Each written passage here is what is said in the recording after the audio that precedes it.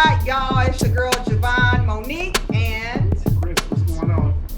Chris is joining us, hosting in for Bo Black. We have the lovely Elvis Thao with us today. I hope you have to correct me, Elvis. It's Thao. The H is silent. Thank you. Told you. Thanks for having me. Yeah, Chris told me. Oh, you told it? See, Yes. come on. So welcome to the G Spot. The G Spot is our gathering spot. It's a good spot. It's where we come and support artistry. It's where we come and have free thought and we express love and healing. And of course, there's some aspect of social responsibility. Oh yes. We got the backdrop Hollywood, so we're in like we're disappearing. We're doing magic all night. So y'all just flow Back and with forth us. from Milwaukee to Hollywood. There you go. Y'all killed it. Y'all killed it on that one. I feel like you're more in LA than I am. So it's all right. Astro traveling, trying to reach you, Elvis. But a quick shout out. Y'all done took over the visit. Before we get started. So shout out to our sponsors. If I can get the next screen up. Hold on, sorry. All right. At TY Little Bo Black, Final Cut Multimedia, Protect Their Hearts. Protect Their Hearts is on next week, y'all. Clothing line. They're bringing the organized takeover. G Spot, of course, and then Another Quality Lifestyle, y'all. And then y'all can always check us out at gspotme.com. You'll find this live in 24 hours. You can also find all of our social media pages. So check us out there. But Elvis, it's all about you, not about us. All about you, honey. It's always about us. All right. We the people, right? We the people, for sure. Right. It's about all of us. Thank you. We got this beautiful Hollywood sign in the back, and we're gonna jump right in. Like we're gonna talk about a little bit tonight around Hollywood, acting, that whole lifestyle. We're gonna talk about your artistry and what you do on the side. We're also gonna talk about just culture and how that influences your art, as well as any future projects and things that you're working on. We want to know all about. So again, jumping right into it with Hollywood. You've done a ton of things, commercials, major productions, independent movies and film, and then TV. With that kind of experience, what has been your favorite amongst those different categories? I'm sorry, your volume is cutting out again. I'm sorry. Uh-oh. Can you hear me okay? Yeah, I heard half of that sentence. Okay, so you've done a lot of stuff, commercials, major productions, independent film, TV. Like what's your favorite go-to? What's my favorite what now? Out of all the industries that you've worked in, what would be your particular favorite? As for film? Well, we looking at your bio, it's a few things that you're involved I'm sorry. in. So like your commercials. I'm getting bad audio again. I'm sorry. Your commercials, your major productions, independent film, you've done TV. What's your favorite mode to be involved in? Yeah, no. So, I started as a musician, so music is always my heart. Oh no, Elvis. So if y'all are watching and joining, Elvis is like in the mountains, honey, like in the LA, not even in LA. He's like in another region, I think about 30 miles south of Los Angeles. So he is traveling along. All right, Elvis, there you are again. Are you hearing us okay?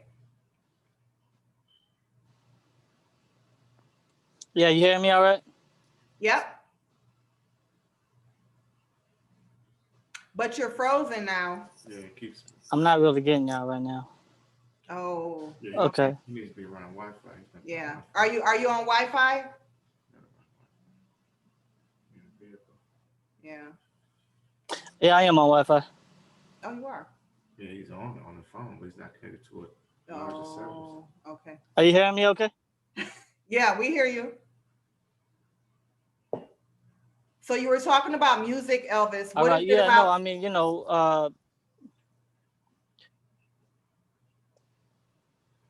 yeah. I mean, that's where I started. Where everything began from music.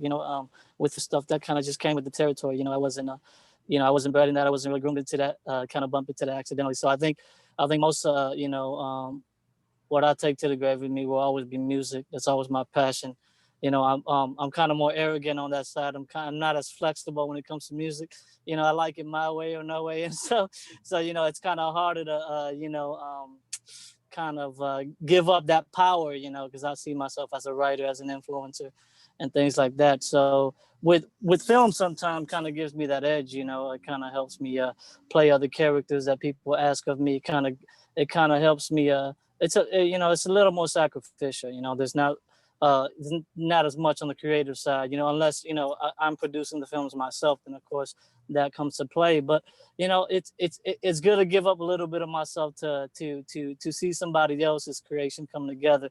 But I think sometimes when you're more strict about certain areas, sometimes you gotta it's a different thing. You got to take a hit or whatever it is. So I think film has definitely paid out a lot more, and music kind of just doesn't fall apart, but it's just become secondary. And so film kind of took over my life.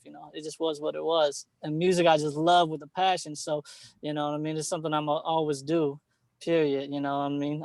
I used to think I had to sacrifice one for another, but everything just came aligned, visually, sound, music, storytelling. It's all the art forms just come together. So I think there used to be that anxiety of which one do I do over the other, and can I take on all of them. So I became a multi-potentialite, using all my potentials together. So That's beautiful.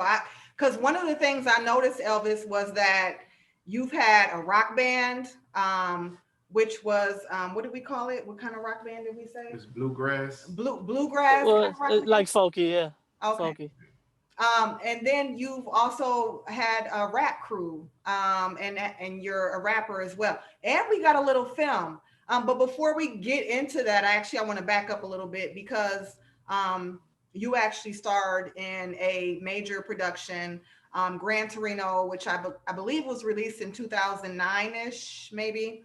That's And right. Clint Eastwood directed that film, and there was a screenwrite also that was written, but you also scored a music selection on the soundtrack. How awesome It is all that? goes back to the music. Yeah.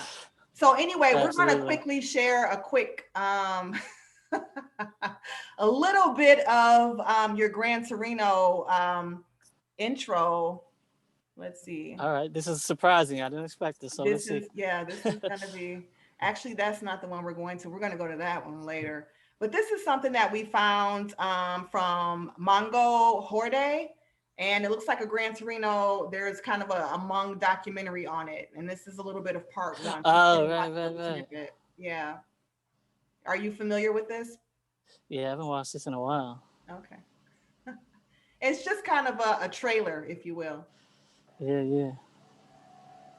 I was told not to write this screenplay by a bunch of people because it had to do with a culture that no one had never heard of. It had to do with racism. It had to do with old people. And they said, no one will ever want to do that. I heard that across the board not to write that script. But if I had listened to that, we wouldn't be sitting here right now.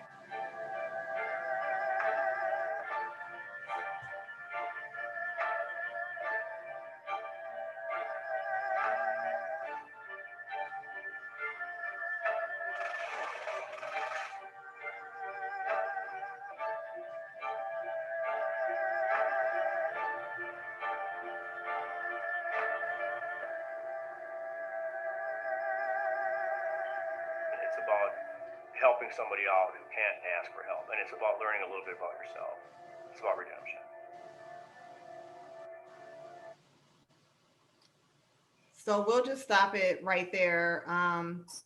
The basis of the movie was that there was a guy, a white older gentleman who was a war veteran, if I'm not mistaken. He had a really nice car, and there was a group of Asian Hmong youth who moved into the area, young people, and they attempted to steal the car to some degree. What was it like to, first of all, Clint Eastwood has this very dirty, hairy kind of distinctive voice when it comes to him, and it definitely came off in the movie. What was it like to work with him? Yeah, that clip was actually very intense. I forgot what it looked like. That was pretty dramatic. It's been a while, but no. I mean, he was. It's just strange, like the legendary ness of him. It's just. I remember when we met him before set, he just seemed, balled up, hunchback, and just didn't seem like he can do much. Shook his hand and, hey man, what's up? I just really thought this guy was done. Like, what's he gonna do on film? But once that camera come, man, it's this guy, he's a 12-year-old all over again. He's climbing steps and going crazy. He's directing and acting and telling, I'm like, it's just the whole nine. It just helps to, he's like LeBron on that field, he's just doing it all. Like he's just manning the whole ship, so it's kind of cool. You know what I mean? I have a great deal of respect for his work. Chris and I had a conversation before. Yeah. He was like, oh, that film was kind of hard for me because it was so racist. Like Chris. Yeah, absolutely. It bothered him. Well, I wanted to ask you, relating to your music, because I listened to some of it. And it kind of runs you through a gauntlet of emotions, and but it still ends up at a place of, peace, within yourself. But I know that peace couldn't have come without a struggle, and so relating your music to this actual film, how close do you think the two are with the message that you're sending out in your music and the message from this movie?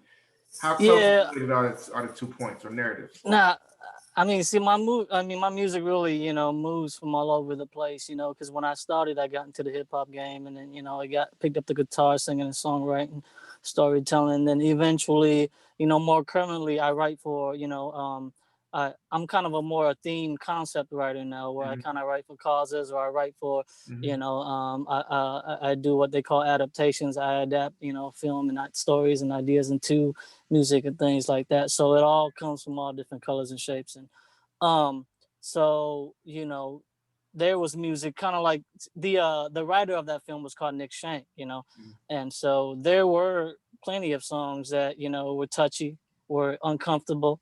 And, I would get death threats and attacks and people, because some of it was, very political. Some of it was very socially conscious. Some of it was just, clap your hands, get together, love your neighbor, so it's kind of like, people expect to see one side of you, but it's kind of like, there's no way to truly blossom and, come into fruition if I'm just one-sided. And, people always see that I'm very multidimensional, so I had an old manager, he passed away. He's from Milwaukee. Mark Shirilla passed away in 2011, just as I was starting my band. And he just always said, man, you're a force of reckon with. People just don't understand what you're trying to do. Like he knew me, and, he tried to sell me, as something else versus just my musicianship, and so, I mean, it has a lot to do with that. Even with me here, being in Hollywood, I'm on a mission. It's more than just, right. We just had a Hmong in Hollywood, panel as well, and I'm telling the public, like, my people out here, we hard as bricks out here. Like, we not here to just be included. We not here to just, get seen. Like, we out here to make a statement. We really trying to do something out here. We want control. We want power. We want, what I mean? It's not to take down or take over Hollywood in a sense, but it's just, we are just not a mere statistic here. We are a very small community. There's only about 30, 40 of us out here. And the rest of our community, is very disengaged. They don't really know how hard we're fending for ourselves out here. So, Milwaukee may have the largest population among. Absolutely, and the thing is, we do a lot in our communities, and we have our own scenes, we throw our own parties, and we have our own niche and stuff. But when it comes to mainstream, we haven't really tapped in. Gran Torino is one of those few films that have engaged us, And so we're still very new to, you know, Hollywood. Right. It's easy to do something in our scene, you know, and get a lot of love, but once you break out of that, people are kind of unsure of Well, let you me know, ask like, you this then. Let me ask you this then. How closely does that movie portray the Hmong experience in America? right. So that, yeah, no, and that's a great question. I mean, I think, you know, I mean, it's white America. They did what they can. It's more of a Clint film than it is a Hmong film, and I Okay. think that's the argument. At the end of the day, we have to know that, and not in a discouraging sense. That needs to be the Right. encouragement. Is that we didn't have the power to do what we want in that film, and the portrayal definitely wasn't accurate. But I do understand, you know, it's entertainment, so exaggeration is always, you know, a necessity. But I mean, they did what they knew, and you know, they did hire a Hmong consultant on set to try to get the cultural aspect and all that, you know, as accurate as possible. They came to our events. They really came and tracked us down. One thing I give Clint the most credit for is he actually wanted an all Hmong cast. That entire cast was completely Hmong, and for a group of people who's never acted in Hollywood, they couldn't find none of our That people. part. They actually came to the Midwest to cast us, and so nobody does it. I mean, you can go across the board with all these directors in Hollywood. They'll use, you know, Chinese, Japanese, Vietnamese, all types of Asians just to play in, you know. But this was one of a kind film where he came and he's like, you know, he wanted the real thing, and that's kind of what's genuine about Clint. You know, So he doesn't like makeup. Yeah. This next clip we're actually going to show is I believe the song is on the soundtrack. Is it Mong Tuag Ninti? How do you pronounce it? It's called Mount Twenty, and the chorus is Jata Haushia. And I'm gonna tell a little story about that, but let's go ahead and play it. It's Okay. funny because it's definitely got some Milwaukee history, and it definitely went beyond the Hmong community. And so I I heard definitely it. want to talk about that. Right, right. All right, yeah, let's get into it. All right, so we're going to share this next little clip is of, hold on a sec, folks. Whoops, sorry. All right, just a second. So Elvis, how about you tell us a little bit about the song as I try to prep this stuff on the side.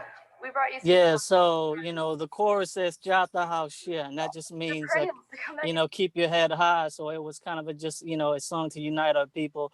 You know, a lot of you know, as what happens in y'all community, you know, we go through a lot of gang violence and things of that nature too. You know, among crime and things of all, you know, I mean, we just seen terrible things. So we was just one of those rap groups that, you know, came out with a more positive message, you know, in that sense. And you know, as we wrote this thing, you know, it was for our people, and all of a sudden, we started performing it publicly, man, and people were catching on. They didn't know how to say "drop the whole shit," so they were just saying "drop the whole shit," and that's and so I'm performing to the brothers, man. You know, shout out to Gorilla Promo, you know, Fidel and Gideon and those boys, because they're the first ones that really attracted to that song. Yes, I sir. remember we opened up for the Zulu Nation, and you know, Bambaataa had us up, Africa Bambaataa had us up there. We had our you know, because we don't have a flag or a soil or a country. We're nomadic indigenous people. You know, we you know, we don't come from anywhere. We've been migrating, persecuted all our lives. You know, that, you know, it's a long history, which I'm not gonna get into. Y'all can research us. But but we have this hand sewn quilt, you know, that we wave around like a flag. It's the only really thing that symbolizes us. You know, as far as We're going to show as that. far as something symbolic. Yeah. And this must be what you're referring to.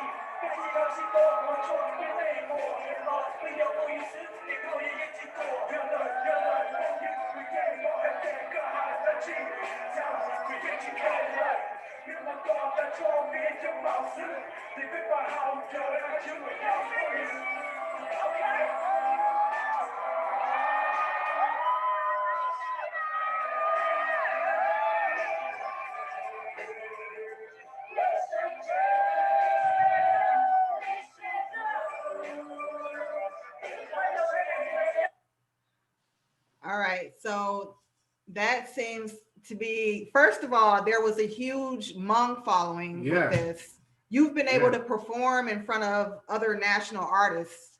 Right. A big deal, like a huge big deal. But tell us more about this flag that you. I mean, I first want to give a shout out, rest in peace to, his name is, we call him Big Daddy Mojo. He's the one that started the whole group. He passed away about 2 winters ago. We wouldn't be here without him. He's the one that found me, when I was 17 years old. He was the one out at the clubs performing, in his 20s. And, he just rose me from the ashes. He's my, he's my leader, my teacher. He's the guy that got me here. That's just how it is sometimes, you know what I mean? Those who rise you up eventually, leave before you, and it is what it is. But shout out to Big Daddy Mojo, man. I wish I showed you the track we did for him. It's called Legacy. I'll send it to you afterwards. Make sure you do. But right, but he we've done this for 10 years, and he got really sick eventually, and I had to go on and, on my own and, just tackle the industry, in my own light. But it's him that started everything.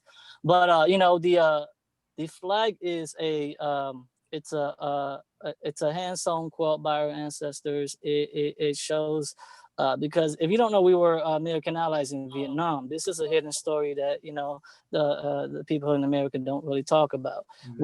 We instead of the Vietnam War, they call it the secret war, and instead of a Hmong army, they called us a secret army, and so we were kind of their secret operation to maneuver them through the Vietnam War, and so. With that, we became American allies. We saved all your grandparents and uncles. We were the ones sitting back dying. We went through a 30-year genocide because of that war, because our involvement with America and the Viet Cong was wiping us out. So it was it was a dirty thing. So those quotes were kind of our story cloths. A story cloths, a war and migrating through the mountains and, seeking refuge through the Mekong River across the Thailand. And we eventually dispersed as a people throughout throughout the planet. So we're all scattered, Canada, Australia, France, China, Latin America, etc. So it was an atrocious war. General Vang Pao, rest in peace to him as well. That guy was gutsy, he did his thing and he got us across, and we're here now. So, Chris, you're a musician.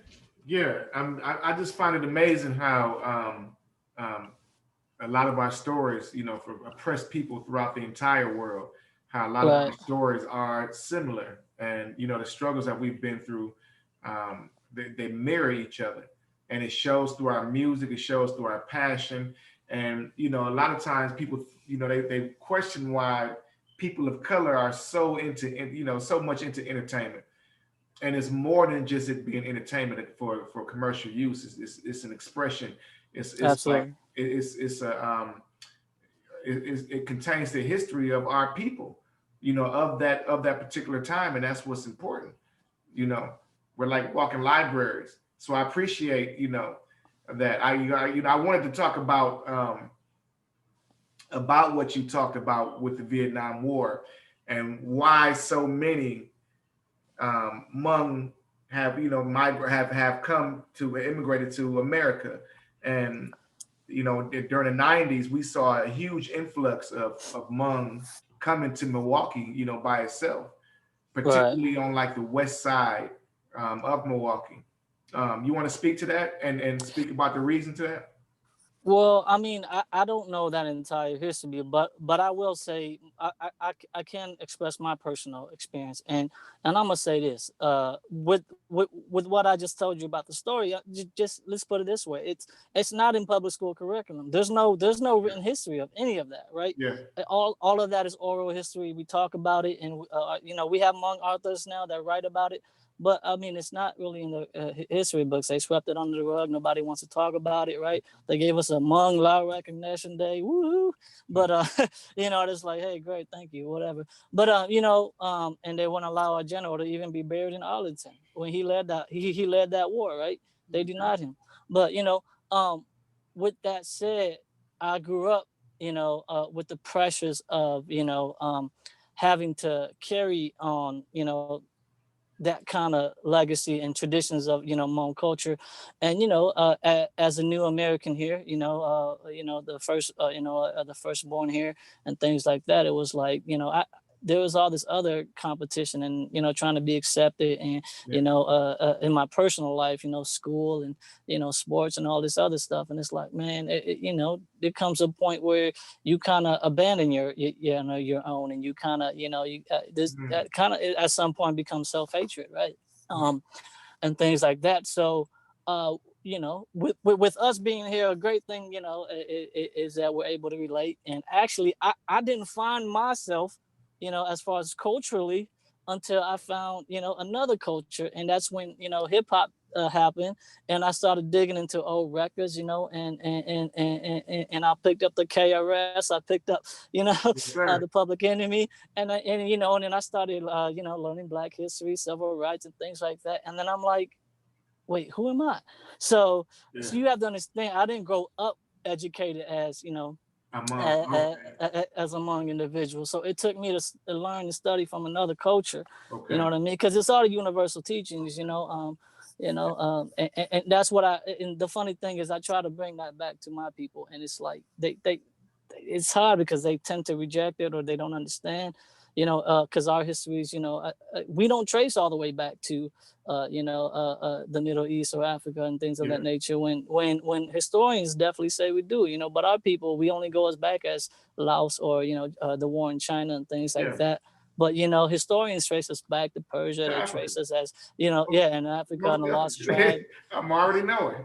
Yes, sir. Right. So with that, when I try to give my people the universal teachings, you know, I mean, it's like, you know, it's like they don't really know how to accept that because we've been grown to learn it a certain way. And so, you know, sometimes when I bring up Black issues, like, oh, that's their fight, or, you know, it's a Black issue, it ain't got nothing to do with us. I'm like, well, if only you knew how much tied and woven it is to their story, so ours as well.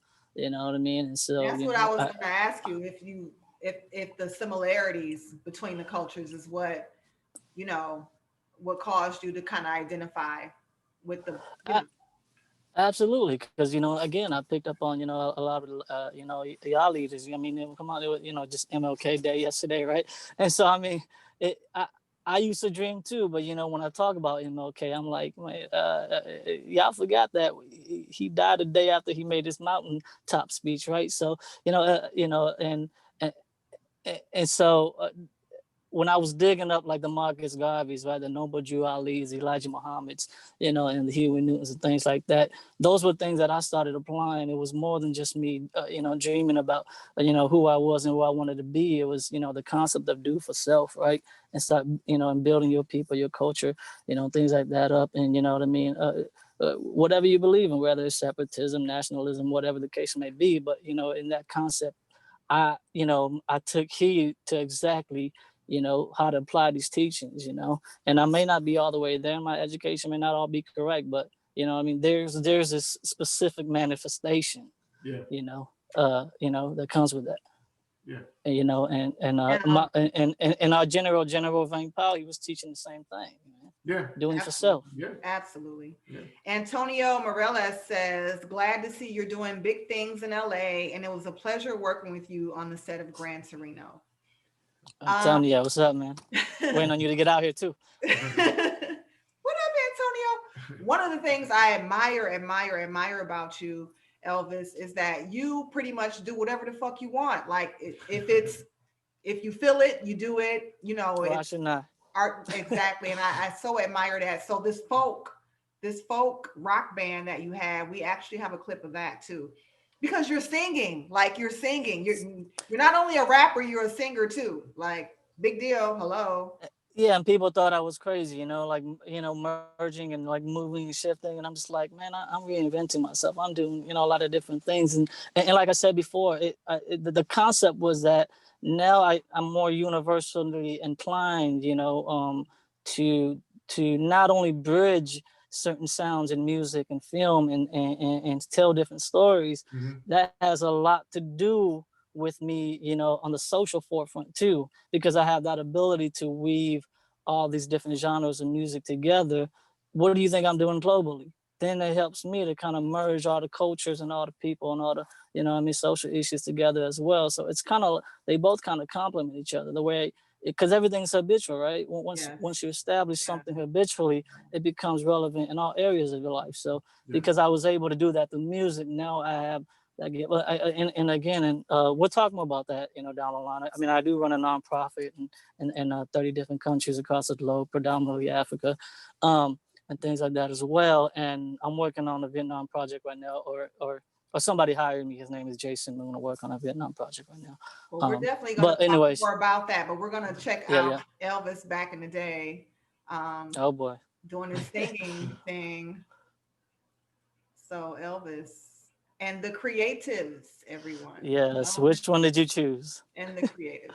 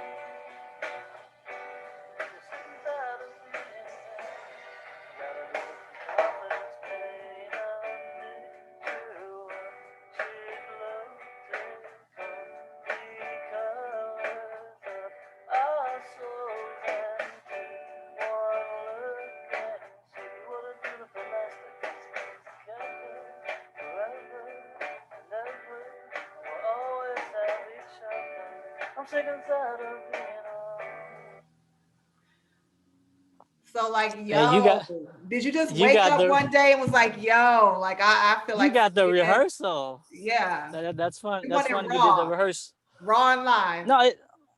No, it was. I knew, that I'm always reinventing, and that was actually a very big step, and the funny thing is, people felt like I was doing it correctly, because and what I mean by that is when you cross genres, sometimes it's kind of like doesn't really work, right? Let's say if you're an athlete and the Damian Lillards and stuff, and you try to get into music, people might respect it, but it doesn't really, it doesn't really take off.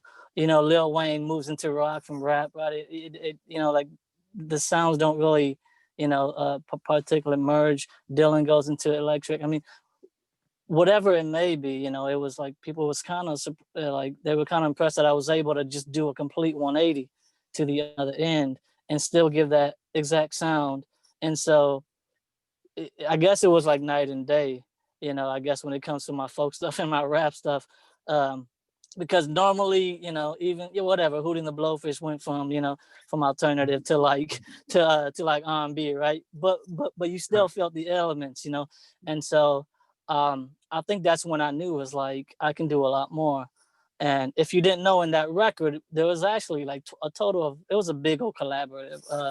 Like all the best Milwaukee musicians. I mean, we had turntables to banjos, to vibraphones, to brass, trumpets, harmonica, and I mean, there's like 20 different instruments all together in that sound.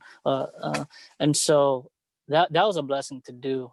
I'll be honest, the record didn't really go too far, but it was a schooling that I got. I feel like I got the right education from that. It built me into a producer, even more, and actually merged into producing films, because a lot of the music producers that I was working with, it's like you have this whole directive persona to you. Why aren't you making movies? And I'm like, well, I learned from the best. I mean, Clint Eastwood, why not? Right. So I started putting the pieces together, and then, then I got into film, directing and stuff like that. So talk to us more about that, because were you working on a reality show at one point? Yeah, man, I got a great one coming up. But so I moved to Chicago. There wasn't a whole lot going on there. I just knew it wasn't really my place. I spent 4 years there and it felt good. I did attend some courses at Columbia College, so I definitely got a film background there, and I shot a reality show, shot a short film It was called Street Boy, based off a musician in Detroit called Sixto Rodriguez. I still want to take that somewhere with me. But I shot a show. I call it American Idol on Wheels. And so it's called In Search of the Great American Street Musician. So what it was a, a passionate group of filmmakers going out to the streets and searching for music out there. So we didn't wait for the stage and judges, and there wasn't this real celebrity appeal to it. It was raw, it was gritty. We was going out to the streets and building backstories and helping y'all get to know the struggling musicians. And so and that's a work in progress. We're in post production already. It just took me a while to transition with the move from there to LA. So I just took all my ideas and said, you know what, I'm shooting straight to Hollywood and I'm gonna get these things sold out there. So Chicago kind of became my, my middle ground there. I learned a lot just from Chicago. So I treat that definitely as my education stage there that prepared me for LA. Okay. You spoke earlier about your nonprofit. Yeah, the nonprofit's called Miracle Comeback. It's actually our headquarters is there in Milwaukee. The founder is Bilal Marcus. He actually connected with me through music because he wanted songs about his son, and so we started writing music about his son's story. His son was ran over by two SUVs. Was announced dead at the crash site. Only had a 95% chance of living. It took 46 pints of blood to get him back, and he was actually on his feet in 2 weeks, man, back in school, sharp, doing better than he did before, changed his life, changed his family's life, and it became a miracle story. And so what happened was he started holding blood drives and bicycle safety and things like that, and it just started rippling. He started reaching out to people in different countries, and all of a sudden people wanted to be ambassadors. They really were, we got athletes and other, local celebrities and stuff telling their survival stories. And it just kind of, we're not even a 501c3 yet. It's more of a movement than anything. But I mean, they're holding blood drives and different types of events, feeding kids and all that kind of stuff, and it just expanded to 30 countries. And so it's kind of crazy. Miracle Comeback is what it's called. So Miracle Comeback. So he took me as a co-founder and he said, let's let this thing take off. And so it kind of just, worked out where, yeah, like I said, in the Far East, Indonesia, Philippines, we're in areas in Africa, Uganda, Ghana, Nigeria, Venezuela and Latin America and stuff like that. And we're not where we want to be yet. It's hard to do this while we're funding ourselves and, and the distance and all of that. But we're hoping it comes together soon. So please look out for that, Elvis, you're an interesting person. You delve into a lot of different artistic ventures. Your ideologies are a little bit eccentric, if you will, or out of the box thinking. Even don't hate me for it, please. Even some of the beliefs that you have, even in some of the religious kind of things that you study and listen to. Where did that come from? Did one day did something resonate within you? Was it Hollywood? Like what shaped and molded you? Because you're a very different person. Well, I will say I don't plan on apologizing anytime soon, first of all. But second of all, I don't know. I mean, I think I learned very early on when I picked up the mic that there was something to that relayed power. And in that sense, I understood early what power and control was. When the mic and the stage was in my presence, it was, it just became really easy as far as all eyes on me.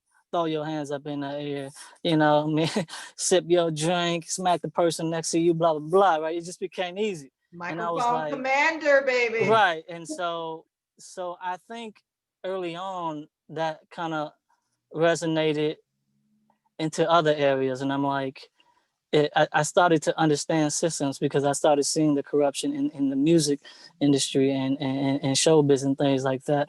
And if I said, if this is the kind of power we possess, or if this is kind of the power that people want to take from us or whatever it may be, from suppressing our specific skill sets, you know, or to speak out or whatever the sense may be, what more is going on under the surface. And because I understood the industry, you know, a lot more, you know, I think it was easier for me to kind of connect that to what's going on in the world as well. So, um, and, and I'll be honest, you know, like how did I go from something to nothing? And so, that gray area was what it was kind of, you know, a mystery to me, because I'm a small dude, you know. I mean, you know, I'm 135.6, right? I'm nothing impressive, right? No one's gonna choose me. No, seriously, no one's gonna pick me in the middle of a crowd like that. You know, that's the dude. It's like, nah, no, no, no, I'm not.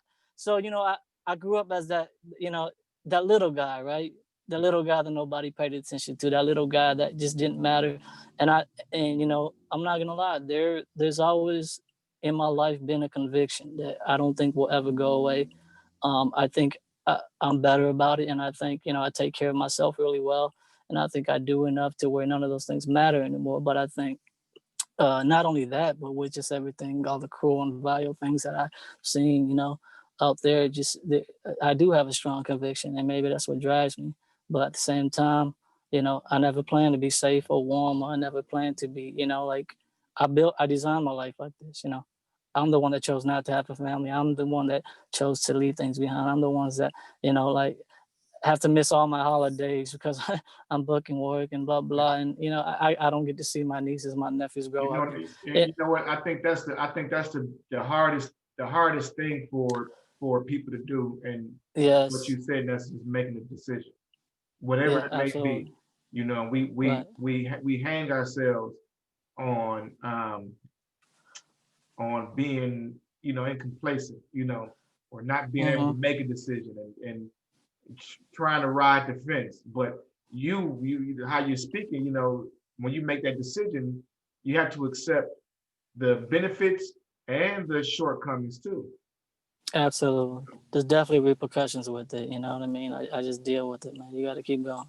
So is there You know. anything you regret about taking this route? Uh, Absolutely not. The only thing I regret is, you know, myself holding me back. You know what I mean? You know, I think, you know, at some early points in my life, you know, I was the one that was playing small. I was the one that didn't embrace who I was and what I was doing. I was the one that was letting people, you know, depict what my future was or even my present was. And I think, you know, yeah, I mean, I'm the only one that hold me back. The anxieties, things like that, like none of that really mattered. You know, I think of it now like, you know what, I want problems in my life. The only way to, you know, I mean, the only way to solve problems is to have problems, right? So I changed my language of like, you know what, Mhm. yeah, bring it to me, like, cool, it's, you know, and I own everything now. I take on everything. You know, I don't run from them anymore. You know, I mean, I look everything in the eye, I face it. Like I accept chaos, as they say. I just don't know if it accepts me, right? As they say. But you know, but I like to live in that now, and it's like because I can be that calm in the storm now. You know, shit don't rattle me no more. So it's like, you know, let's get it. You know, and you know, and I just don't have it anymore. I used to have friends, oh, you lucky you got a family, you lucky you got kids, and you know what, I'm tired of those excuses because, you know, I mean, my career need diapers too. You know, my career need diapers too. Yeah. No, I straight up. I mean, I have to pay to update, you know, my sites and, you know, blah, blah. Like, I have to be at places all the time. Yeah, you pick your kids up at school every day. I get it, whatever, whatever. But I got to audition every day, too. I'm just as busy. And I'm not saying that to be insincere or unsympathetic. Man, y'all parents work hard. I give it to y'all. Hats off. But just know that I may never get to be that. So there are parts of my life that I have to miss for this. It is a sacrifice, you know. Wow. There you go. Yeah. Yeah. So with all that you've done, including musically, you've had the opportunity to work alongside major artists, Kanye West, Ludacris, Pharrell, Black Eyed Peas, and many more. What was that like? And did you ever imagine yourself being in that realm? At that point, no. I mean, anything I do from this point, like I said, it's all done by design. I'm not gonna act surprised anymore. I think, you know, I worked up to this point, but yeah, I mean, definitely in the early years, you know, some of those guys you know, I met, some of them I didn't, you know. Sometimes you open up, they push you away, and, you know, then they're bringing the artists and you're like, man, I didn't even get to meet them, you know. So it is what it is. Some of them I'm hanging out with them backstage, and that's cool. But, you know, I I think the first thing was when, like I said, going back to the Hmong song, Chata Shia, was when I knew the other communities were, you know, acceptive of it. When I knew that it didn't matter what I say, you know what I mean? If other brothers and sisters from other cultures were digging it, that, you know, at that point, it's like, at that moment, it can go any direction.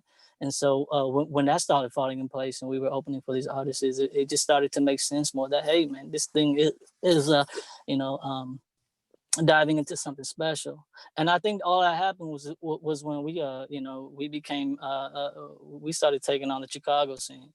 People thought we were crazy because, man, we were out there in the hundreds, man. We were three little Asian boys in the middle of, you know, South Chicago, man. And we, you know, we had a black manager, so she took us in those areas. She took care of us, make sure we were safe. But I mean, we just didn't care. We were chasing the dream. And so, you know, and we didn't have our people with us, you know, like we were trying to get the support from our community, you know, that, hey, you know, like, go to these areas with us, you know what I mean? And not so much for safety, we just want support. But it was like, we were out there alone. We were fending in some of the, you know what I mean, you know, the craziest jungles out there. So Southside, hello. Hey, real recognized real. Yeah. What is that? Real recognized real. Hey, appreciate it. You don't have those problems when you're genuine. Hey, I hope that was the case. I appreciate that, you know. And but yeah, yeah, it just kind of started happening. I think I think those intentions are the big thing, you know. It's setting your intentions, committing, and, you know, once you do that, I think, yeah, things just kind of organically happen. So before we get out of here, we got two more questions for you, Elvis. The one that everybody's been dying to know. Are you named after Elvis Presley? I am. However, however. You got some good suede shoes on right now? And man, I wish I had a pair. That's my life's mission. Before I die, I need a pair of good suede. No, yeah, named after him because, like I said, my parents just got into the States, so obviously, Elvis had already passed during that time, but his legacy was still lingering. So they just kind of went with an American name. You know, all my life I really wanted a Hmong name myself. And, you know, I believe, you know, I might start making up my own aliases and stuff like that. I might start, you know, we talk about the Land, Air, Water Bureau, right? So, you know what I mean? I might have to detach myself from my birth certificate, and I might have to start renaming myself. Shout out Land, Air, Water Bureau. but oh yeah. But my parents were not Elvis fans. Yeah. Like, they didn't have records, and, you know, there wasn't posters and stuff like that. It was just the name. They saw it in the spotlight, and they kind of just went with it. I never even got a full explanation from them. They were just like, yeah. So it wasn't one of those things where it was a fanatic type of thing. It was just more of a, yeah. But the irony, you know, like, okay, musician, musical talent, so that's there. And I want to add this in too. And they did not push the arts on me at all. That was definitely an oppression growing up as well. You know, I mean, them Asian parents don't want you to get into the arts at all. You know, that's like like in our communities, that's always been an issue. It's changing now, but, you know, we've always just been, you know, told to stick to things traditionally and stuff like that, you know, like the old school ways. But so it's funny they even gave me a name after an artist, because once they knew I was gonna become an artist, they shunned that completely. So I was like, then why'd you give me the name? So it's funny how that sometimes ties together, you know. Hey, it's the way it works. Divine intervention. What's exactly what's next, Elvis? What does the future hold? I mean, I say it like this, you know, I didn't want to get I didn't get what I wanted in Chicago, you know. I mean, as you know, I've been doing music for years, and I was eyeballing shows like Empire. I was hoping I was on there, you know. My agents were pushing me, castings didn't look at me, and I think that's the thing that comes with the territory, is sometimes our backs are against the wall, you know what I mean? And you know, sometimes that vulnerability of not being seen, things of that nature. you know, it can take a toll on you. But I know, you know, that my energy can't be focused on things like that. I know who I am, and I know, you know, the type of visibility that I can give to myself and to, you know, my scene, my industry, my people. So the only thing is to really go out and do the work, man. It's just like what we said earlier, do for self. And so I'm not sitting around, even if I'm in Hollywood, I'm not, you know, I mean, I'm not at your doorstep waiting on you to give me something, you know? And so, you know, when there's opportunities and I want to present you something, I'll present you something. When you got an opportunity for me I'll present you something. Well, I ain't a beggar. I ain't out here, you know what I mean, worried about, hey man, Hollywood ain't reaching no, blah blah. You know, I think a lot of actors get into that, you know, into that feel of emptiness, and it is that in between that I think is most stressful for us, because then we got to figure out how to pay rent, we got to figure out how to, you know, like get gigs, and you know, for me, you know, I just try to put my hands in a lot of pots. I'm working on a reality show right now as well about undocumented Asians, and it's also going to be about different Asian communities throughout the U.S. We ain't talking crazy rich Asians. This is the opposite of that, right? This is the Trap Atlanta version of that, right? So, Right.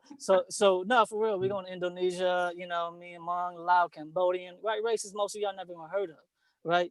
And so I want to do a hip kind of savvy, just, you know, dope inner city Asian undocumented series about other Asian communities. Cause y'all know Milwaukee, man. Like y'all see the Hmong and the Laos, you know. And if y'all go to Chicago and Chinatown and other areas, y'all can see culturally how different we are, right?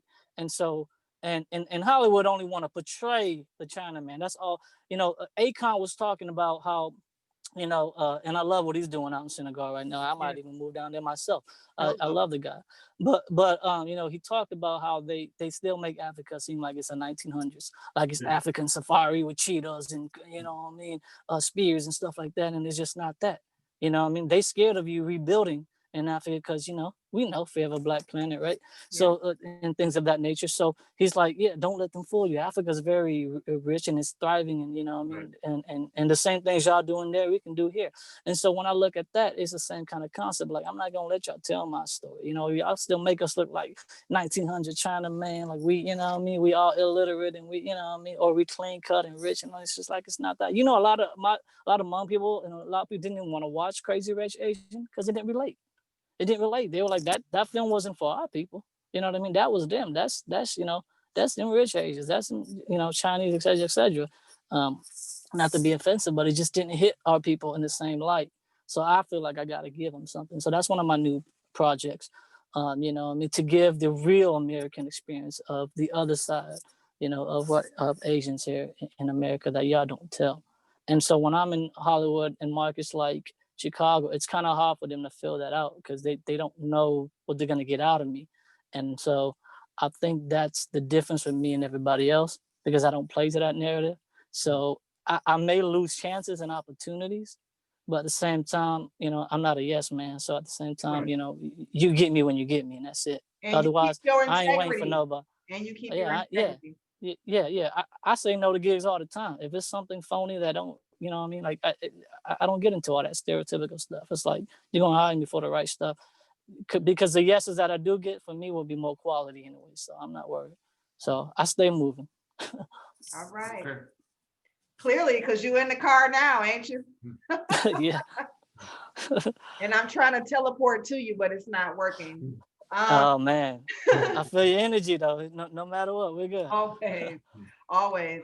So Elvis, we really appreciate you. We'll have to bring you back on when we try to do more, and when we want to talk to you about all that you're doing as well. Any last minute thoughts, Chris? Oh no, it's been a pleasure, brother. I like I love this platform today because it gives us a bigger insight of Hmong Americans, modern Hmong Americans, of course. You know, Right. and so I just think that the more that we diversify this platform, the more that we can learn about each other, the more we spread love, the more we grow as a people. You know, so I think that's important. So I appreciate you being on here tonight. No, Speaking of which, that's the goal. Sorry. Right, no, and I appreciate the platform, man. I'm hoping I can get into some of y'all future with the Zoom stuff with the groups and things like that. You know, we can have other discussions. Oh yeah, I mean, you most know, definitely. It's Most fun to definitely. discuss my career, but you know, a lot of people don't get my personal side, you know, a lot because, like I said, I tend to do things more under the surface, you know, outside of my career. So I don't think people really get to see me on that fashion. I probably said more today than I normally say, you know, in general, because normally people just want to hear my career. So we got a little, you know, social today, which is good because I don't get to share that as much, you know. Yeah. I'm a little secretive about that. And it's very important. Any last minute parting words, Elvis, before we get out of here? Oh man, I haven't had a interview back from home in a while, so I just want to shout out Milwaukee, Wisconsin. I spent 20 years there, and I'm not gonna lie, man. Although you know it led me to other areas, Milwaukee has been my home. I wasn't even born there, but I spent most of my life there. I still call it home. You know, but man, everybody has groomed me from there. You know, man, from like WMSC Radio Milwaukee, you know, Reggie Brown, Becky Yang from iHeart, you know, V100, Kiss FM, Andy Riggs and those guys. Like I said, man, Taste MCs, Mike McGee, Zulu Nation, Manager Mike. Zulu Shout Nation. out. Man, yeah, Ken Kamanzi, man, Public Allies, right? Public Everybody from the Philanthropy Incubator Project. I just want to give my shout outs because I mean Milwaukee just taught me so much, you know. BB Adele. I mean, I don't know. My foundation just grew there. A lot of people always gave me love there. There's guys that I don't see around anymore, and I think of them a lot, you know. And there's guys that I still talk to, guys that still see me. You know what I mean? Craig McNeil. You know, shout out to Doc B, New Styles, Record Breakers, No Request. I mean, God, shout out. The list goes on. Milwaukee's my heart, straight up. And we appreciate that. Milwaukee sometimes gets a very bad rep, but I think there's so many beautiful people here, so many people doing positive things, artistic people, providing and trying to make the community better. So it's definitely, you know, right. And, you know, I do still reach home and tell people to, you know, like, man, y'all got to get out of here. Y'all got to leave, man, go do other things, blah. But, you know, that's just professionally, you know. I mean, I think on the spiritual level, you know, personally, like, you know, there a lot of me still misses Milwaukee, you know, but, you know, at the same time, you know, there could be other areas as well, you know, for some more people back home that, you know, that I want to see do other things, you know. It's not so much leaving Milwaukee because of, you know, anything, you know, bad with the city, but it's also, you know, I still see friends at home doing the same thing. It's like, get up and do something, you know. But other than that, yeah, Milwaukee's my foundation, definitely. Well, we're going to try to follow you down there where Akon is building that whole new beautiful city. And we need to do it here. Yeah. You know what I mean? We need to do it here. And we can do a that nation too. Within a nation. Hey. Let's get it. Yep. We can do it here too. Let's build. Thank you, Elvis. Thank you. Let's talk more. Hopefully I'll see y'all around sometime soon. I'll be home very soon. I'll give you a call. And man, we need to build. We need to build. Absolutely. In all facets. Always. And we have to continue doing that. So we appreciate your time. We will see you soon, and we'll definitely get you back on to talk to us again. Thank you very much. All right. Peace, love, and harmony. Peace. All right. All right.